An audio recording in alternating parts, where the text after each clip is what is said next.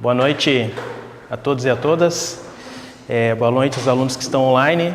Então, hoje nós damos sequência à nossa aula do Sistema Único de Saúde. Vamos falar sobre temas extremamente relevantes.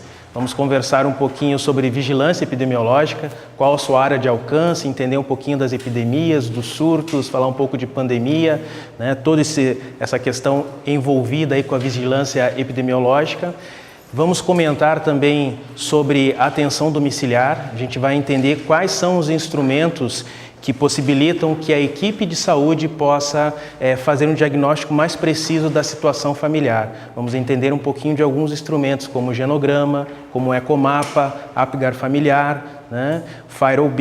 Então, esses instrumentos a gente vai entender um pouquinho como é a sua sistemática e como ele pode ser aplicado no dia a dia, especialmente falando, né, na estratégia da saúde da família. Lembrando que esse profissional muitas vezes tem que conhecer o ambiente de convivência desse paciente, dessa família, para entender a questão do ciclo da vida, quais são as doenças, a questão genética que existe na família, todo o ambiente. E lembrando, né, que sempre a saúde tem um modelo biopsicossocial. Então, todas as questões envolvem diretamente o processo de saúde e doença.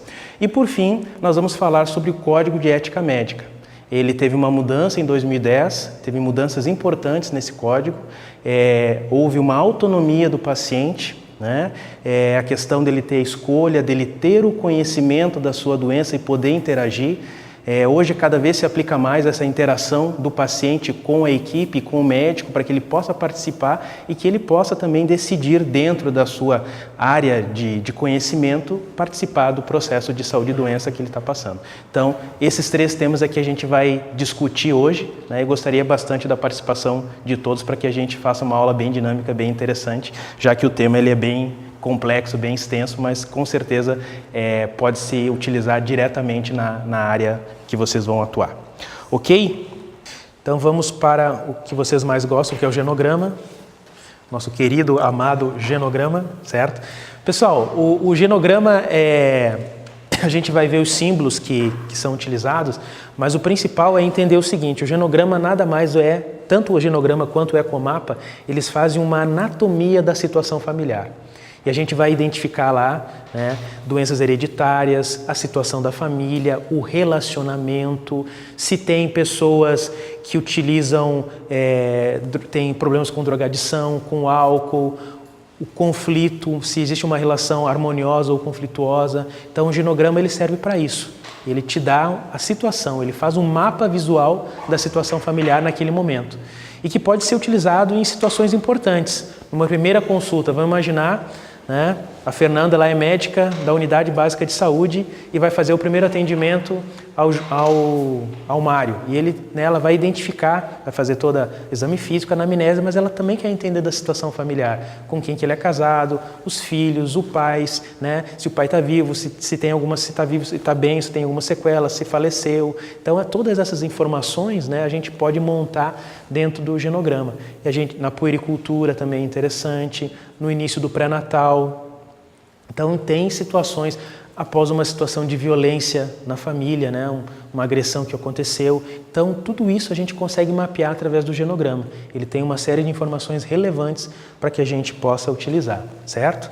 Então, ele, como está dito ali, é um instrumento aí que pode ser utilizado para identificar de forma rápida como é que é a dinâmica dessa família, como é que é a situação dela, né? Se tem alguma implicação, quais são os vínculos que ela tem, né? Questão de quem trabalha, se é totalmente dependente. Então, todas essas informações acabam aparecendo aí no genograma. Ele é um mapa visual, né? E aí a gente consegue identificar bem essa situação, né? E aqui a gente tem alguns exemplos, né, de como funciona o genograma. Primeiro, lembrando que, né, o homem sempre representado pelo quadrado, no lado esquerdo, mulher lado direito, círculo, né? Sempre essa lógica aqui. Quando você quiser destacar quem é a pessoa entrevistada, você pode, né, redobrar ali, fazer, né, um círculo, né, tracejado, né, duplicado ali o quadrado, tanto o círculo quadrado. Então você identifica quem é a pessoa que está sendo entrevistada e quais são as relações, né? Normalmente um genograma ele tem 3 níveis. Eu tenho lá os avós, eu tenho os pais e os filhos, né? Basicamente tem que aparecer esses 3 níveis dentro de um genograma, certo?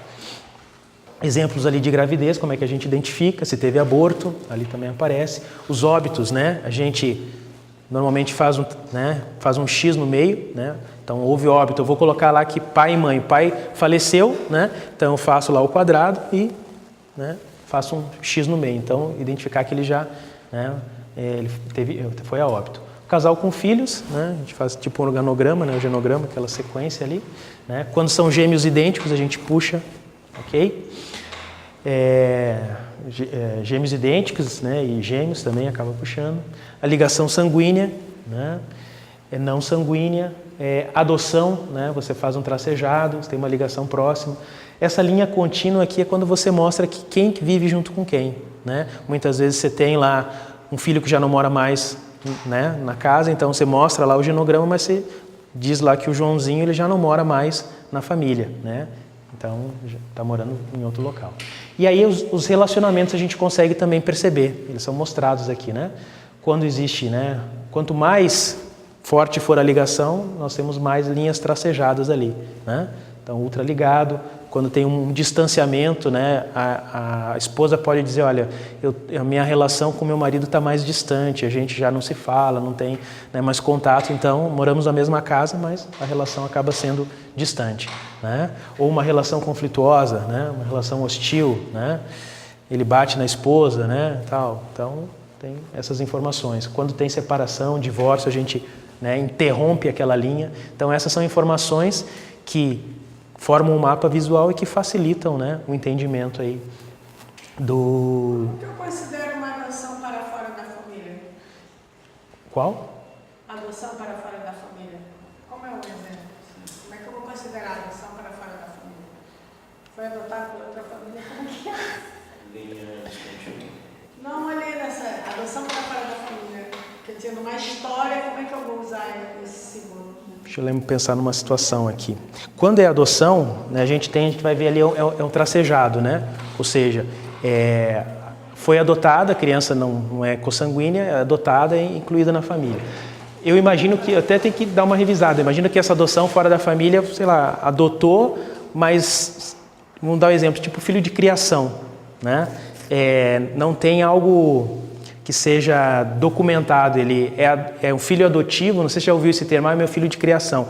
Ele não pertence à minha família, alguém, o parente, deixou a cria aqui para mim, mas ele não foi teoricamente adotado, ele ainda tem pai e mãe. Isso vamos supor... Uma adoção legalizada. Isso, é muito comum no interior, vamos supor, eu tenho... vamos supor, a minha tia tem dificuldade financeira e não consegue criar os seus filhos. O que ela faz? Ela pede para o irmão que tem uma condição melhor, olha, você cria o filho para mim, e aí ela vai para outra cidade morar, fazer a vida, tentar ganhar dinheiro. Então, essa é uma situação que a gente pode classificar como uma adoção fora da família, ou seja, ele, teoricamente não, ele não foi adotado, ele está sendo criado, ele é criado junto, tanto é que não é chamado de filho, tem o seu, não tem aquele vínculo diferente. Não é agregado. Não digo agregado. E nessas histórias, normalmente, pode até ser agregado. E normalmente nessas situações, normalmente o trabalho mais pesado fica para isso, porque ele é o filho de criação. Ele não é o filho realmente que foi escolhido para ser adotado.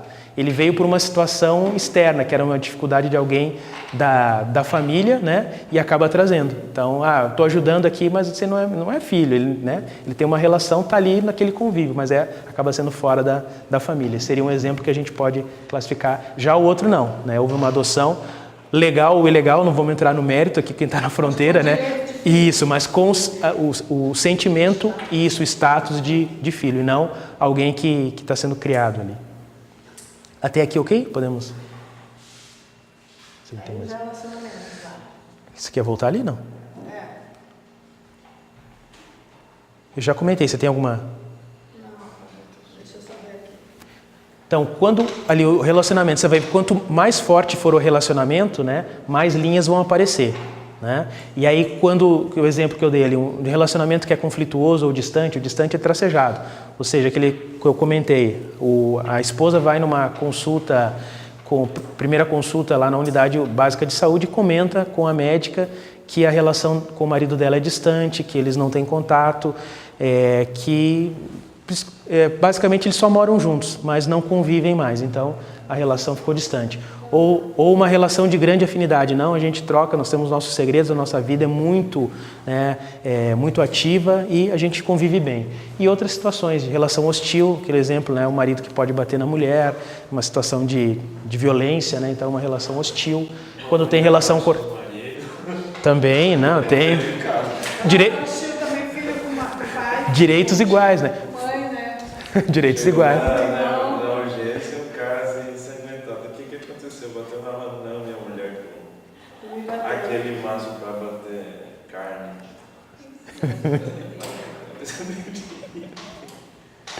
Né? Quando tem relação cortadas, né? Situações estabelecidas, e o divórcio, quando há tem uma segmentação, né, da relação. Então, esses são exemplos, né, que podem acontecer dentro de um genograma familiar. Ok? Aqui, né, alguns outros exemplos aqui só para mostrar a ligação, né? Lembrando que sempre do lado esquerdo o homem, representando o quadrado, e a mulher do lado direito, né? Então a gente tem algumas informações que podem colocar ali, data de casamento, né? Questão dos filhos, a gente sempre coloca numa ordem cronológica, o mais velho para o mais novo, né? E aí eu coloco lá, né? Aquele casal teve filhos, o homem, né, o quadrado de 20 anos, depois uma mulher de 18 e mais uma mulher de 18. Então, essa é a sequência que deve ser feita, né? Ali a gente tem um exemplo, ó, filho adotado, filho de criação, a gente vê que não tem a ligação ali, ó, né? O filho adotivo, ele tem, né? Agora, o filho de criação, não. Gêmeos, né? Os exemplos, quando tem aborto. Aqui, quem trabalha com saúde mental, transtorno mental, né? Uma mulher com transtorno mental, né? Ou seja, aparece ali na metade tracejado. Teve recuperação de abuso, né? Por algum motivo teve abuso. Quem usa de drogas, né? Drogadição, homossexualismo, a morte, né? Então esses são exemplos que a gente utiliza para montar um genograma, ok? É uma questão dessa daí tem que ser melhor que o Neymar no chute. Oi? É uma questão dessa daí tem que ser melhor que o Neymar no chute. Não, assim, ó, pensa assim, ó, cai, mas vamos imaginar, ó, vamos imaginar uma situação, a gente pode até fazer ali, eu pego um outro exemplo, vamos imaginar uma situação de um paciente que chega na unidade básica de saúde, né? Então você vai ter que fazer primeiro, né, saber os pais, a relação dos pais. Então começa lá, pai do lado esquerdo, mãe do lado direito, faz a ligação. Estão casados, se tiver os dois vivos, tranquilo. Se tiver algum que teve óbito, você risca. Aí logo abaixo vem o entrevistado. Então você vai, se ele é casado, vai colocar, né, casal ali. Se a relação é normal, não tem nenhum conflito, está ligado ali. Aí você vai ver se ele tem, sei lá, ele tem abuso de álcool, você vai, né, fazer o símbolo ali. Depois você pode, se a mulher não tem nenhuma doença, alguma sequela também. Aí depois os filhos, né? Aí quantos filhos nasceram? Teve 3 filhos. Aí a sequência dos filhos também por idade, né? E aí se teve alguma situação. Então assim, o ideal é você montar esse mapa, né? Falando de genograma, falando de questão, nem trazendo do dia a dia. Mas quando for ler essa questão, conseguir construir primeiro mentalmente, né? Como é que é? Lembrando que a gente começa com os pais, né? O importante é ter pelo menos 3 gerações. Os pais, o entrevistado, os avós, os pais e os filhos. A gente conseguindo fazer essas 3 gerações aqui, a gente consegue, né? E aí vai ver se teve divórcio, você faz o símbolo de divórcio, se tem alguma informação importante, uma gravidez interrompida, homossexualismo, então você vai fazendo os símbolos, mas você consegue construir de uma forma básica pelo menos os 3 níveis, né? Avós, pais e filhos. Então, não é algo simples, ele é meio chatinho, sem sombra de dúvida, não é um negócio que você tem prazer de fazer, né? Não é, mas é importante saber, né? Sou sincero, né? Mas é importante saber para poder utilizar numa questão que teve questão, né? Teve uma questão discursiva que tinha basicamente isso, né? Para montar um genograma em função das informações que foram passadas, né? Aqui a gente volta aí à questão dos relacionamentos, né? Questões de abuso sexual, conflitos, tem uma relação rompida, esses exemplos aí também a gente acaba colocando aí nessa situação, né?